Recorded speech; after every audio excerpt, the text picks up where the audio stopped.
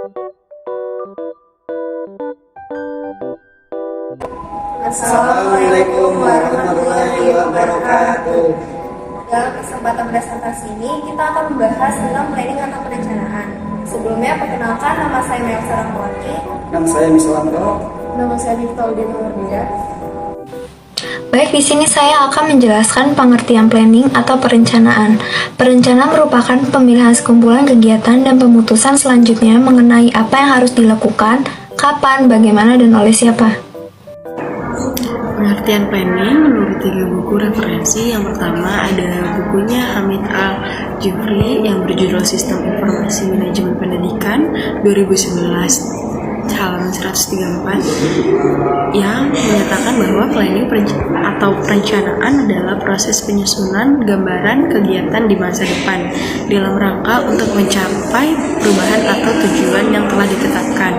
Yang kedua ada Ulber Silalahi buku yang berjudul Asas-Asas Manajemen 2011 halaman 148 yang menyatakan bahwa planning atau perencanaan adalah proses penetapan tujuan yang akan dicapai dan strategi untuk mencapai tujuan tersebut.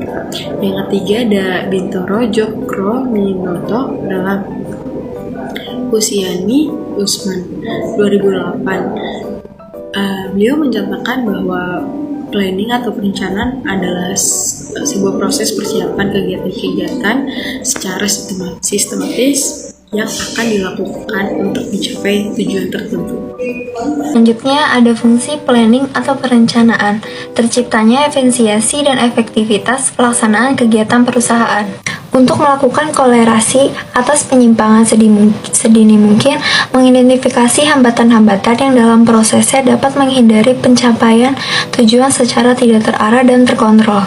Saya ingin membahas tujuan planning perencanaan. 1. Memberikan pengarahan yang baik, contoh menerapkan teknik efektif dalam memantau bawahannya, menggunakan teknik yang efektif untuk memotivasi terhadap bawahannya, menggabungkan karyawan dengan visi dan misi.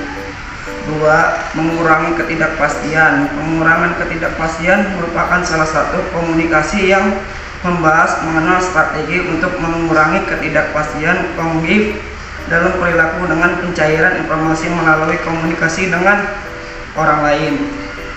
3. Meminimalisir pemborosan. Identifikasi area yang menyebabkan pemborosan. Kelolaan persediaan secara efisien untuk mengurangi pemborosan. Kurangi penggunaan material untuk kemasan demi mengurangi pemborosan. 4. Buat jadwal pemeliharaan secara rutin tingkat penggunaan sistem otomatis. Selanjutnya, menetapkan tujuan standar yang digunakan.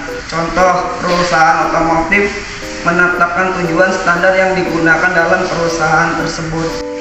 Oke, selanjutnya di sini saya ingin menjelaskan review jurnal perencanaan planning. 1. Judul penelitian, nama penulis, hasil kesimpulan. Penerapan planning organizing, accounting, dan controlling di UPPD Dikpora Kecamatan Jepara. Penulis Nurul Rizka Arumsari. Penerapan fungsi planning di UPPD Dikpora Kecamatan Jepara berjalan dengan baik. 2. Analis penerapan Nurul planning dalam upaya efisien biaya dan waktu pada penyelesaian proyek pembangunan gedung RSUD Sobandi Jember. Kesimpulan dalam menyelesaikan proyek pembangunan gedung RSUD DR Sobandi Jember ini, perusahaan belum menggunakan metode Nurul planning dalam merencanakan waktu dan biaya yang dibutuhkan dalam pekerjaan sebuah proyek. 3. Peranan fungsi manajemen SDM planning, organizing, accounting, dan controlling untuk menunjang pelayanan pengunjung di Perpustakaan Nasional Proklamator Bung Karno di Kota Blitar. Penulis Puji Chairul Anna. Dari hasil penelitian berdasarkan perumusan masalah dan tujuan penelitian. Kesimpulannya adalah perencanaan merupakan tahap paling penting dari suatu fungsi manajemen, terutama dalam menghadapi lingkungan eksternal yang berubah dinamis. Dalam era globalisasi ini, perencanaan harus lebih mengandalkan prosedur yang rasional dan sistematis, bukan hanya dengan firasat atau dugaan. Sekian dari kelompok kami, kurang lebihnya mohon maaf. Wassalamualaikum